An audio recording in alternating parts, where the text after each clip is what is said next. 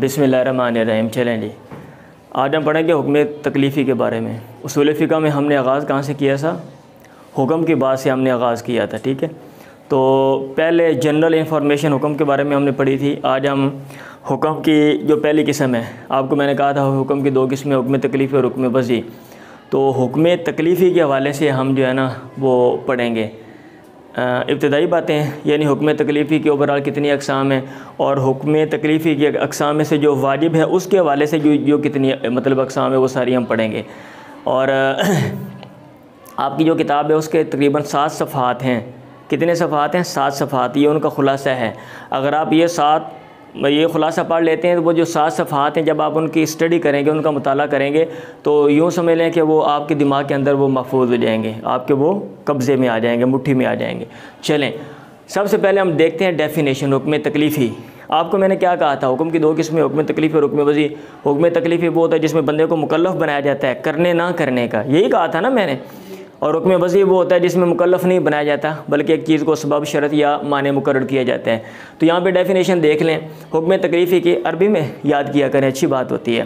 वो हुक्म होता है फ़ीही इक़्तिज़ाउ तलबिल फ़ीली, जिसमें तकादा होता है काम को करने का, काम, ठीक है। अविल कफ़ी अनहु, या उससे रुकने का। अविल तख़यीरु, या फिर इख्तियार दिया जाता है बैनल फ़िअल व तर्क, काम करने ना करने के दरमियान। तो हुक्म तकलीफ़ी वो है जिसमें अगर आपको अरबी में डेफिनेशन याद हो जाइए तो बहुत अच्छी बात है। हाँ, माफ़ी इक़्तिज़ाउ तलबिल फ़िअल अविल कफ़ी अनहु अविल तख़यीर। अगर आपको नहीं आती तो सिंपल यूँ कह दें, वो जिसमें मुतालबा किया गया हो काम के करने का, या फिर काम को छोड़ने का, और या फिर इख्तियार दे दिया गया हो कि आप करें या ना करें। अब हुक्म तकलीफ़ी जो है इसके जो अक़साम हैं, तो वो कितनी अक़साम हैं? 5 अक़साम हैं। 5 अक़साम हैं, बाद में 7 अक़साम बनाई हैं। आज हम पहले 5 देखते हैं और वो 7 कैसे बनाते हैं वो हम आगे चल के उनकी स्टडी करेंगे। तो ये जो डेफिनेशन आपने पढ़ी है, इसमें आपको पता चल गया है काम को करने का मुतालबा होगा, रुकने का मुतालबा होगा, इख्तियार होगा। तो इस लिहाज से जब आप किस्में करेंगे तो तीन तरह की किस्में बनेंगी। या तो काम करने वाली फ़ीही तलबुल फ़ीली, और या फिर फ़ीही अल-कफ़्फ़ु अनिल फ़ीली, काम से रुकना होगा, और या फिर फ़ीही अत-तख़यीरु बैनल फ़ीली व तर्की, उसमें काम करने ना करने का इख्तियार होगा। कितनी सूरतें होंगी? 3। हुक्म तकलीफ़ी में कितनी सूरतें हैं? 3। या तो काम करने का मुतालबा, काम छोड़ने का मुतालबा, या फिर इख्तियार। सुने, अब जब काम करने का मुतालबा होगा तो फिर 2 सूरतें हैं। या तो अला सबीलिल हत्मी वल इल्ज़ामी, लाजिम तौर पे काम करने का मुतालबा होगा कि आपने लाजमी तौर पे करना है। अला सबीलिल हत्मी वल इल्ज़ामी का क्या मतलब है? लाजिम तौर पे। हतम का माना भी लाजिम ही होता है। और या फिर मुतालबा होगा अला सबील तरजीह, तरजीह की बुनियाद पर कि काम करना अच्छा है, काम करना अच्छा है। तो अगर तो काम करने का मुतालबा हो, काम करने का मुतालबा हो, और अला सबीलिल हत्मी, लुज़ूम के तौर पे हो कि आपने हर सूरत में करना है, तो उस हुक्म तकलीफ़ी को कहते हैं ईजाब। उस हुक्म तकलीफ़ी को क्या कहते हैं? ईजाब। और वो जो काम होता है जो आपने करना है हर सूरत में, उस काम को कहते हैं वाजिब। बात समझ आ रही है? और अगर काम करने का मुतालबा है अला सबील तरजीह, तरजीह की बुनियाद पर कि आपके लिए काम करना अच्छा है, बेहतर है, काम करो, तो ऐसे हुक्म तकलीफ़ी को कहते हैं नुदब। क्या कहते हैं? नुदब। और नुदब जिस चीज़ के बारे में कहा गया कि आपने वो काम करना है, वो काम मंदूब होता है। वो काम क्या होता है? मंदूब, ठीक है। और अगर काम से रुकना हो, हुक्म तकलीफ़ी में काम से रुकना हो, और वो काम से रुकना अला सबीलिल जज़्मी हो, लाजिम तौर पे आपने रुकना है, हर सूरत में आपने रुकना है, अला सबीलिल जज़्मी बोल दें या अला सबीलिल हत्मी वल इल्ज़ाम बोल दें कि लाजिम तौर पे आपने अल-कफ़्फ़ु अनिल फ़िअल, काम से रुकना है, तो उस हुक्म तकलीफ़ी को कहते हैं तहरीम। और जो जिस काम का कहा गया कि आपने ये काम नहीं करना, उसको कहते हैं हराम। और उसका दूसरा नाम अल-मुहर्रम भी है, हराम और अल-मुहर्रम।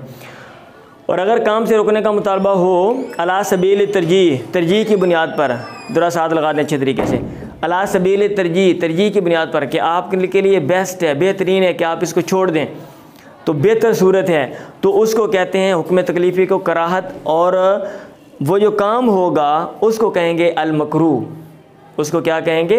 अल-मकरूह।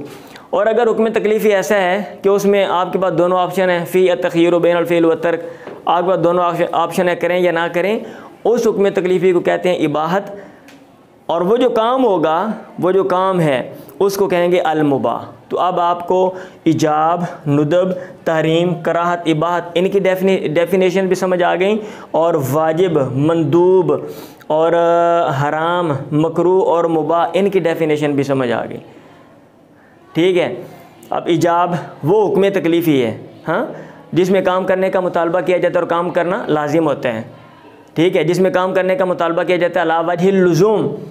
नुदब वो हुक्म तकलीफ़ी है, ये टेक्निकली जो तारीफ़ात है ना किताब के मुताबिक, ये जैसे आपने करनी है, ये मैं वो बता रहा हूँ आपको कि नुदब वो हुक्म तकलीफ़ी है जिसमें काम करने का मुतालबा हो अला सबील तरजीह की बुनियाद पर। हराम, तहरीम वो हुक्म तकलीफ़ी है जिसमें काम से रुकने का मुतालबा हो अला सबील हतमी, अला सबील जज़्म, लुज़ूम के तौर पे। कराहत जिसमें काम से रुकने का मुतालबा अला सबील तरजीह बुनियाद पर कि अच्छा है आप ना करें। और अल इबाहत जिसमें दोनों ऑप्शन हो, काम करने या ना। अब ये जो वाजिब वगैरह इनकी डेफिनेशन भी कर लें। अल वाजिब वो काम होता है, हाँ, जिसके करने का मुतालबा किया गया होता है कि काम आपने लाजिम करने। मंदूब वो काम होता है जिसके बारे में कहा जाता है कि आपके लिए करना बेहतर है। हराम वो काम होता है जिसके छोड़ने का मुतालबा किया जाता है कि छोड़ना ज़रूरी है। मकरूह वो काम होता है जिसके छोड़ने का मुतालबा किया जाता है कि आपके लिए अच्छा है कि आप छोड़ दो। और मुबाह दोनों ऑप्शन है, ना करें ऐसा काम जिसमें करने ना करने दोनों का होता है। क्लियर है। ये बेसिक 5 अक़साम है हुक्म तकलीफ़ी की। कौन कौन सी? ये इजाब, नुदब, तहरीम, कराहत और इबाहत, ये हैं, याद रहेगा। अच्छा जी। और इन या फिर आप ये भी कह सकते हैं ये वाजिब वगैरह मतलब है, इनको भी वो वाजिब, मंदूब वगैरह ये भी अक़साम बना लेते हैं। अब हम पढ़ेंगे वाजिब की बात। वाजिब क्या होता है? वाजिब, तो वाजिब की डेफिनेशन यहाँ पे समझ आ नहीं गई आपको? यहाँ पे मैंने कर तो दी है, मैंने फिर भी दोबारा कर दी है। मा तालब शारी व फ़ेल हो वो होता है शारी ने जिसके करने का मुतालबा किया, अला सबील हतमी आप कह दें या अला सबील लुज़ूमी कह दें। वाजिब वो अमल होता है कि शारी ने मुतालबा किया कि आपने करना है, ज़रूर भी ज़रूर करना है, अला सबील हतब करना है, अला सबील जज़म करना है, अला सबील लुज़ूम करना है, अला वजह लुज़ूम करना है। क्लियर है? ओ भाई क्लियर है। आगे बढ़ने से पहले कि वाजिब की हम अक़साम देखें तो यहाँ पे एक क्वेश्चन रेज़ होता है कि भाई हमें कैसे पता चलेगा यहाँ पे काम करना लाजिम है, कैसे पता चलेगा? तो किताब वाले ने ज़िमन में छोटा सा जवाब दिया है, अगरचे कुछ और बातें भी बताई जाती हैं। तो लिखा हुआ है लुज़ूमुल फ़िल युस्तफ़ादु। लुज़ूमुल फ़िल का पता चलता है सीग़तुत तलब, तलब के सीगे से। किससे पता चलता है? तलब के सीगे से। जैसे अकीमुस्सलात, नमाज कायम करो, अगर ऐसा सीगा है जिसमें मुतालबा किया जाता है, अमर का सीगा है, नमाज कायम करो, तो वहाँ से पता चलता है कि ये काम लाजिम है। या फिर तरतीबुल इक़ाबी अला तर्किल फ़ेल, तर्क फ़ेल काम को छोड़ने पे सज़ा मुरतब की गई है, अगर आप ये नहीं करेंगे आपको सज़ा मिलेगी, तो इससे पता चलता है ये काम करना लाजिम है। अमर का सीगा है। ठीक है। अब क्वेश्चन आता है, तो आप अपनी किताब के अंदर है कि उसका जवाब दे सकते हैं कि भाई कैसे पता चलेगा ये काम लाजिम है। आप कहेंगे 2 तरीके हैं, या तो अमर का सीगा होगा वहाँ पे, या फिर ये कहा गया होगा कि आपको सज़ा दी जाएगी। क्लियर है। अब हम चलते हैं वाजिब की अक़साम। तो वाजिब की अक़साम बहुत सी अक़साम है और मुख्तलिफ़ लिहाज से हैं। अदायगी के वक़्त के लिहाज से देखें तो ये अक़साम है, और मिक़दार मुकर्रर करने ना करने के लिहाज से देखें तो ये अक़साम है, और मतलूब के मुतय्यन होने ना होने के लिहाज से ये अक़साम है, और जिससे मुतालबा किया गया उसके लिहाज से वाजिब की ये अक़साम है। तो ये कुल कितनी अक़साम है? ये 8 अक़साम है। सुने, अदायगी के वक़्त से लिहाज से ऐसा वाजिब, ठीक है, या कोई भी वाजिब हो, 2 ही सूरतें हैं, या तो उसकी अदायगी का वक़्त मुकर्रर होगा या मुकर्रर नहीं होगा। अगर मुकर्रर नहीं है, वाजिब को खुला छोड़ दिया गया, अल-मुतलक, तो उसको कहेंगे अल-मुतलक, आज़ाद वाजिब। ऐसा वाजिब आपने करना है लेकिन जब आपकी मर्ज़ी आप करें। ठीक है। जैसे कज़ा रमज़ान की कज़ाई देनी है, अब ये नहीं है कि फ़ौरन आप दे दें, अगले महीने दे दें, तीसरे महीने दे दें, छठे महीने दे दें, ये नहीं है। अल-कफ़ारतु अलल हानिस, कसम तोड़ने वाले पे कफ़ारा। अब ये नहीं कि फ़ौरन वो कफ़ारा दे, नहीं तो फांसी से चढ़ा दो। ठीक है, हाँ जी, तो ये ऐसा नहीं है। इसको कहते हैं अल-मुतलक, वाजिब अल-मुतलक। और वाजिब मुक़य्यद वो होता है कि ऐसा वाजिब जिसका टाइम टेबल मुकर्रर है, वक़्त मुकर्रर है, उसके अंदर आपने करना है। अदरवाइज़ आप मुजरम हैं। जैसे अस्सलावातुल खम्स 5 नमाज़ें, सौम रमज़ान। बंदा कहता है यार गर्मी है, मैं नहीं, सर्दियों में दिसंबर में रोज़े रख लूँगा, या अल्लाह अगले रख लूँगा मैं, ये नहीं चलेगा इधर। यह नमाज़ें यार दिन को नहीं, रात को इक्को बारी पढ़ लाँगे। टाइम का ख्याल किया गया, ठीक है। मिक़दार मुकर्रर होगी या फिर नहीं होगी, इस लिहाज से वाजिब की अत-तक़दीरु व अदमु, मिक़दार मुकर्रर करना और ना करना। 2 किस्में, अल मुहद्दद और गैर मुहद्दद।